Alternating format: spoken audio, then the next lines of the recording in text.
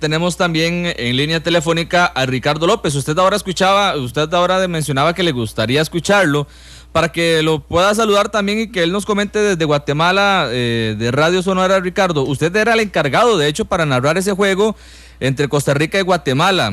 Hemos realizado este reportaje y queríamos ampliar la información con usted. Ricardo, aquí también con don Everardo Herrera, aquí está Alex Mazón, Guillermo Antonio Ulate y Hernán Morales. Un placer saludarlo, Ricardo. Muchísimas gracias desde Guatemala. Pues definitivamente nuestro saludo para Everardo Herrera.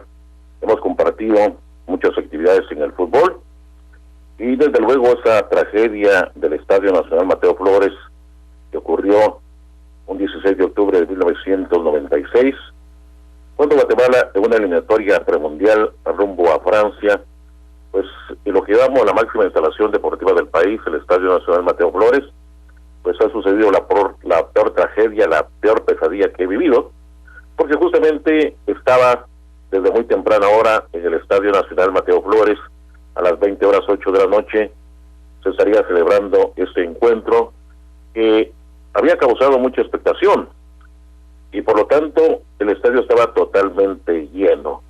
Le voy a hablar de una parte. Yo estaba compartiendo con Carlos Muralles, que en ese momento era el comentarista, el doctor Carlos Muralles. Él olvidó algo en su automóvil y salió. Luego retorna y me dice, el estadio está totalmente lleno y en las afueras del estadio hay una cantidad enorme de gente queriendo ingresar.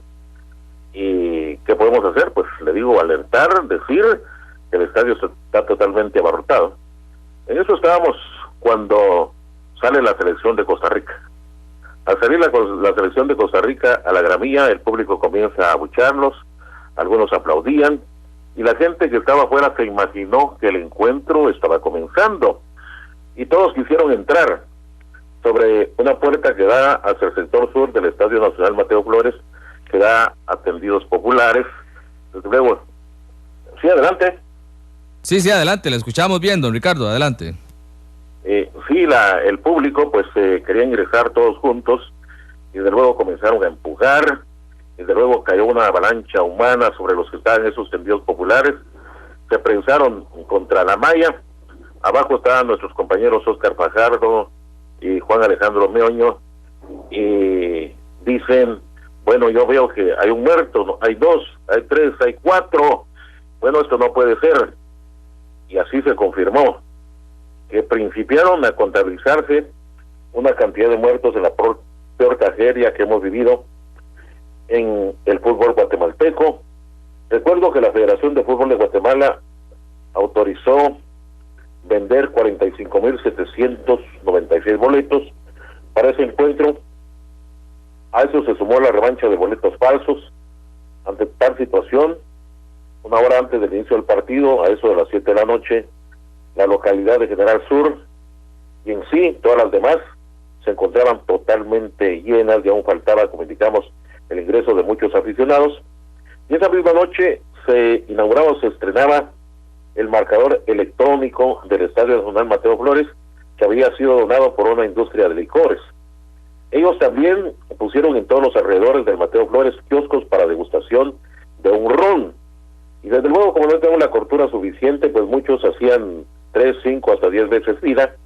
Y creo que ya los aficionados se encontraban un tanto entonados.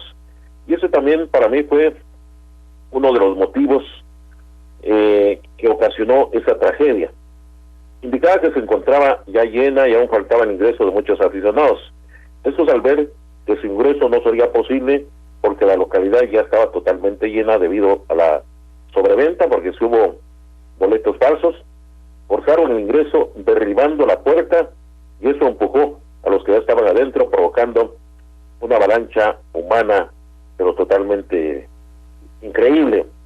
En total, esa misma noche se contabilizaron 83 personas fallecidas y hay unos aproximadamente 200 personas heridas. Recordamos justamente que este fue el primer dato preliminar que dieron las autoridades.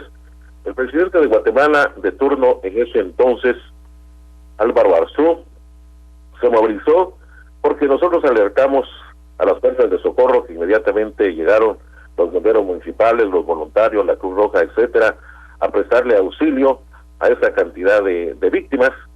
Y se enteró el presidente Álvaro Arzú, que inmediatamente llegó a la máxima instalación deportiva del país y tomó los servicios de sonido del Estadio Mateo Flores para anunciar que el encuentro quedaba totalmente suspendido por la tragedia que había sufrido el Estadio Nacional Mateo Flores. Claro. Ampliar el tema en relación con los aspectos legales.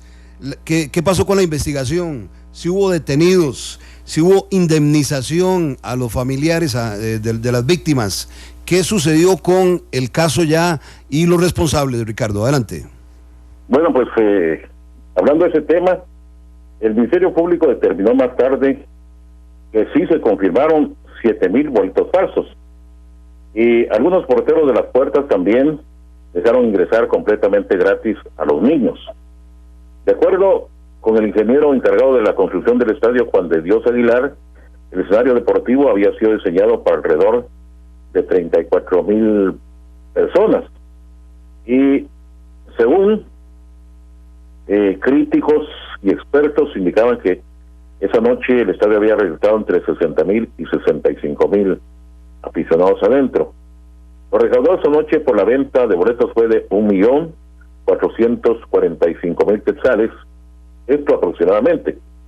Esta cantidad de amigos se usó para indemnizar a los familiares de las víctimas. Tuvieron que ser auxiliados por un abogado, llevó esto aproximadamente un año aproximadamente para que se les diera la indemnización. Entre ellas, recordamos, se encontraba el hijo del presentador de televisión y profesor Rubén Alfonso Ramírez. Sobresalió entre las víctimas también el caso de Marco Tulio Chamalé, quien logró sobrevivir a esa tragedia, pero perdieron la vida sus 4 hermanitos que lo acompañaban y una sobrina de 9 años. Esto es lo que les recordamos. Sí, definitivamente hubo detenidos, gente de la Confederación Deportiva Autónoma de Guatemala, como el presidente de ese tiempo, Rolando Castro de León, el gerente Roberto Hurtarte, el gerente de la Comisión de Selecciones Nacionales, Ferdi Berganza, el presidente, el señor Ernesto Villa. Ellos fueron detenidos hasta que el Ministerio Público pues dio a conocer lo que había sucedido y ellos se comprometieron a indemnizar a todas esas personas, a los familiares de las víctimas de esa tragedia del Estadio Nacional Mateo Flores, ocurrida el 16 de octubre de 1996. No sé si quieren conocer algo más, sí, Ricardo. Amigos de nuestra hermana Radio Monumental allá en Costa Rica. Sí, claro, Ricardo López desde Guatemala, hablándonos sobre esta sobreventa mortal. ¿Hay alguna persona específica a la cual se le señala? Usted nos habla de varios responsables que fueron a prisión o que fueron detenidos. ¿Hay alguna persona específica que es la que está, digamos, que queda marcado como el mayor responsable de la tragedia? Definitivamente, el presidente de Comisión de Selecciones en ese tiempo era el señor Ernesto Villa Alfonso. Ustedes lo han de conocer, él radicó mucho tiempo en Costa Rica, el dueño hoy del equipo de Municipal, porque recordamos que él se preocupó más por el aspecto económico, el aspecto deportivo y la seguridad de los aficionados de esa noche, por lo que indicaba anteriormente la expectación que había despertado ese enfrentamiento en esa eliminatoria mundialista por la rivalidad que ha existido entre Costa Rica y Guatemala en el fútbol. Y se descubrió pues la falsificación de boletos, como indicaba anteriormente, las personas que quedaron señaladas y marcadas, el presidente de Comisión de Selecciones, Alfonso Villa Alfonso, que era el presidente de esta comisión, el gerente, el ingeniero Ferdi Berganza, que más adelante fue diputado al Congreso de la República, y el señor Roberto Hurtarte, que era gerente de la Confederación Deportiva Autónoma de Guatemala, igual que el presidente Rolando Castro de León.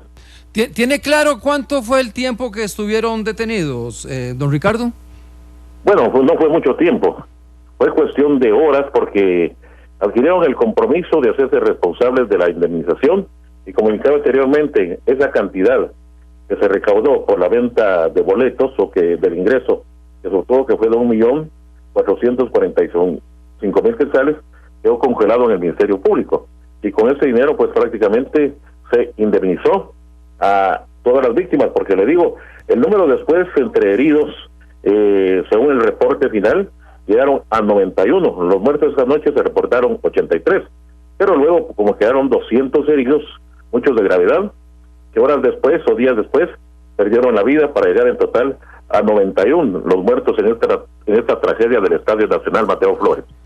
Usted nos dice que la indemnización se tomó de la taquilla para así todas fue, las víctimas. Definitivamente eso así fue. O sea, nadie de los responsables tuvo que pagar con su dinero, o por lo menos hasta el día de hoy no hay nadie de la gente responsable encerrada. Sí, definitivamente así fue.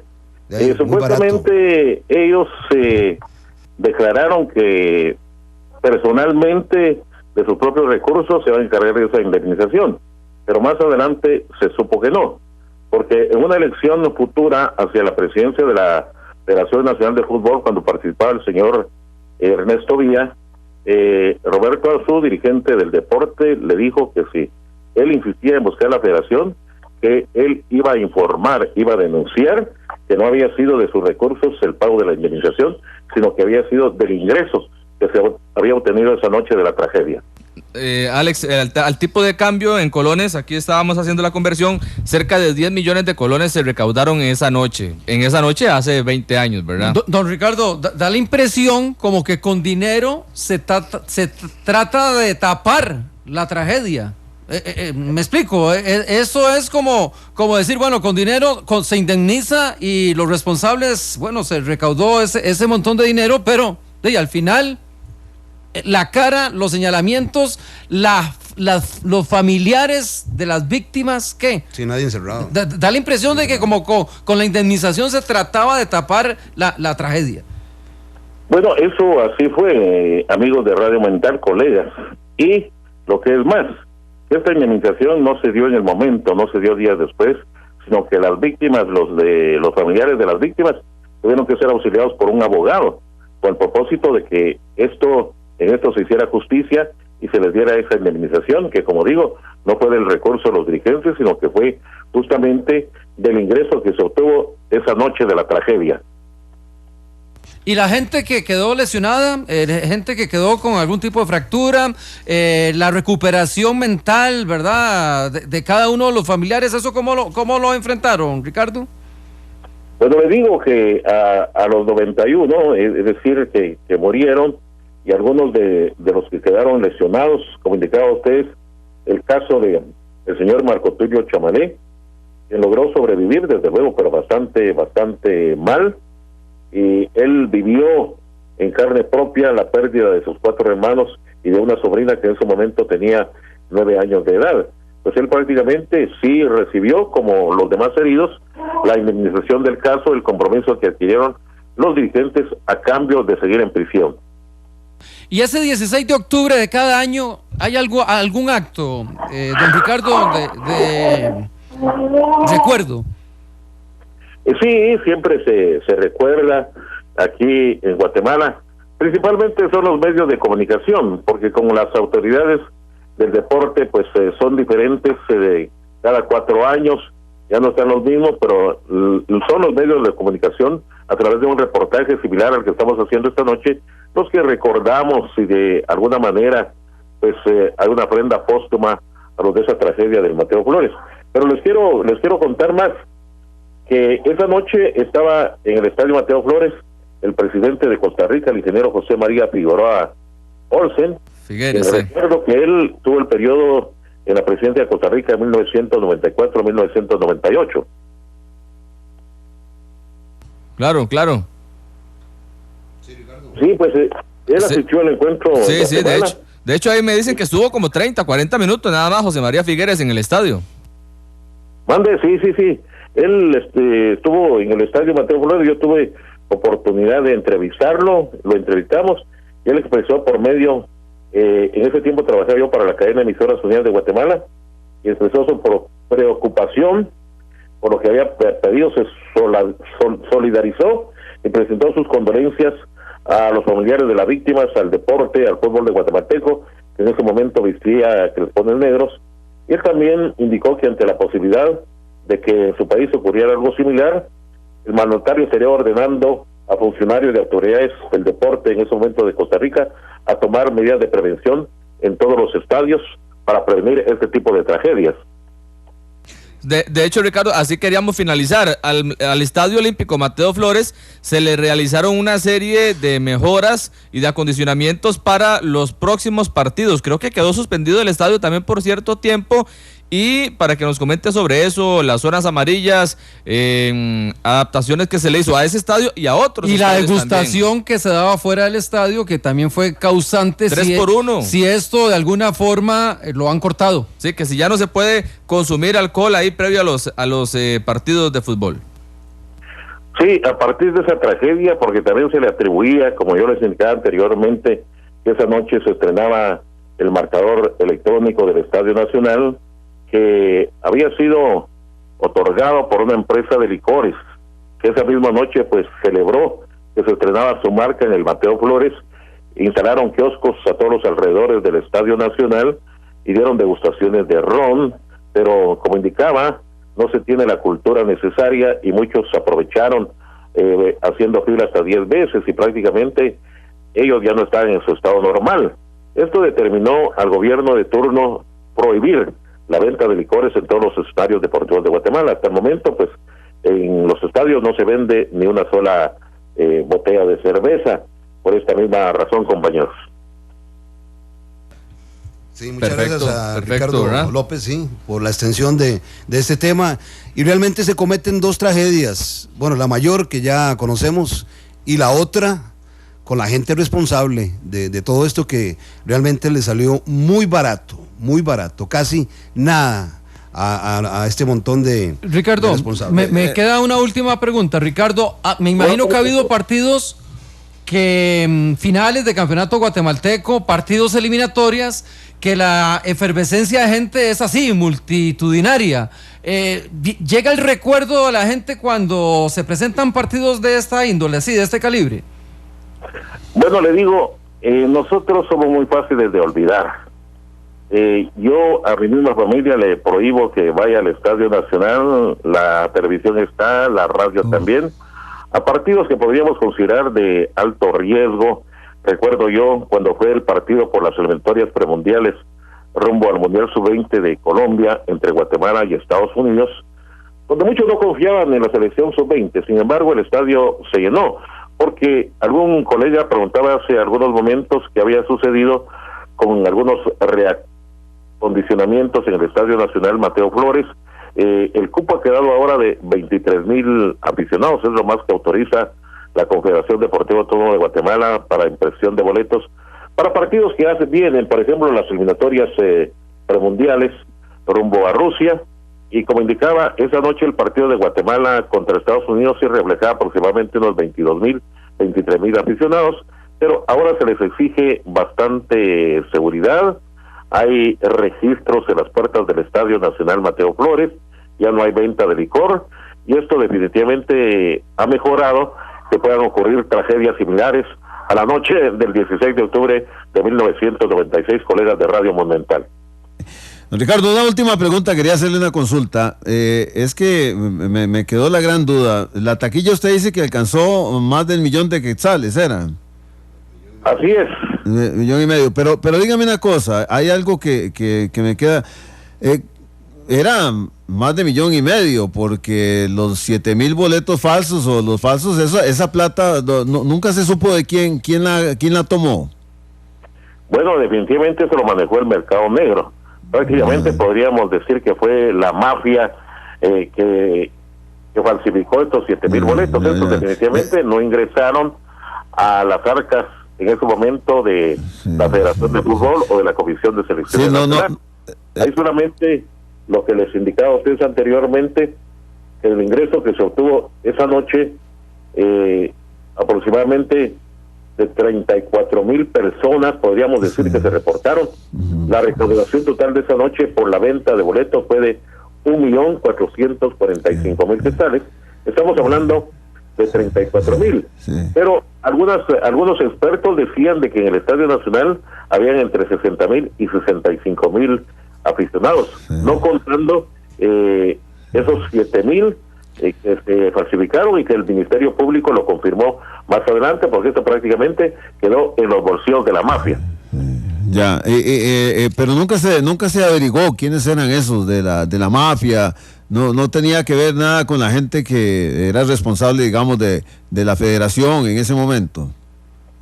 Bueno, me parece que sí señalaban al señor Ernesto Villa Alfonso de algo de esto, lo cual justamente nunca se logró confirmar, nunca se logró comprobar. Sí. Acuérdese usted que campea mucho la corrupción, la impunidad, el abuso de poder y la prepotencia en nuestro país, que en este momento lo tiene sumido en un caos, en una situación desesperante en estos momentos. Sí, y no se volvió a ver así un evento donde falsificaran entradas, nadie más. ¿Cómo dice? ¿Algún evento donde en fútbol o cualquier actividad donde hubiera algo así, una emisión de entradas falsas? No. Bueno, luego de eso, pues definitivamente no se ha detectado nada. Porque le digo, pasó mucho tiempo para que la gente olvidara y regresara a los estadios. Sí. Los estadios en Guatemala, después de esta tragedia, no solamente en la capital, sino en el interior del país, lucían totalmente desiertos. Pasaron aproximadamente unos 5 o 6 años para que el público retornara nuevamente a los escenarios deportivos. Claro. Sí, muy amable, don Ricardo. Bueno, soy para servirles. Muchas gracias. Esto pues tiene que servir de experiencia, de ejemplo, principalmente para las autoridades de turno que manejan no solamente el fútbol, sino que otro tipo de deportes, no solamente en Guatemala, sino que también a nivel del mundo, donde a lo largo de la historia, en diferentes partes han ocurrido muchas tragedias. Recordamos Moscú, Lima, Inglaterra, Nepal, Argentina, Escocia, Inglaterra, Egipto, Turquía, Escocia, Sudáfrica y Bélgica, entre otros países que recuerdo que también han sufrido tragedias similares a las de Guatemala. Hace un gusto compartir con ustedes, compañeros, estoy para servirles. Un saludo para Everardo Herrera, compartimos muchas transmisiones juntamente con Marco Monzón, a un gran amigo que también le tenía mucho aprecio, Piro Bando. Varias veces estuvimos con él en eventos, venía a Guatemala, yo tenía la oportunidad de atenderlo. Me enteré que había fallecido allá en Costa Rica, así que muchísimas gracias, colegas, compañeros de Radio Monumental de Costa Rica. Estoy para servirles, nuestro saludo para ustedes, y en cualquier momento pues podemos tener temas importantes, compartir esta información a nivel de Centroamérica, de hermanos centroamericanos, porque esta es la patria grande. Claro. De hecho, aquí don Hernán, el que le hacía la última consulta, compañero de 1000 batallas de Manuel Antonio Pilo Bando. Muchas gracias, Ricardo, excelente información. A la orden para servirles, un gusto saludarlos y reciban ustedes muchas bendiciones desde Guatemala. Perfecto, muchas gracias a Ricardo López, narrador de Radio Sonora allá en Guatemala. Memo, ahí está, hemos concluido con este tema, creo que lo hemos ampliado por diferentes vías y quisiéramos también que la gente opine, ¿verdad? Sí. Por supuesto, que recuerda. Vamos al corte y después escuchamos a los... digamos, sinceramente, a uno le gustaría que toda esa gente que mencionó Ricardo estuviera encerrada ahí, todavía estuviera ahí sufriendo en las cárceles de Guatemala.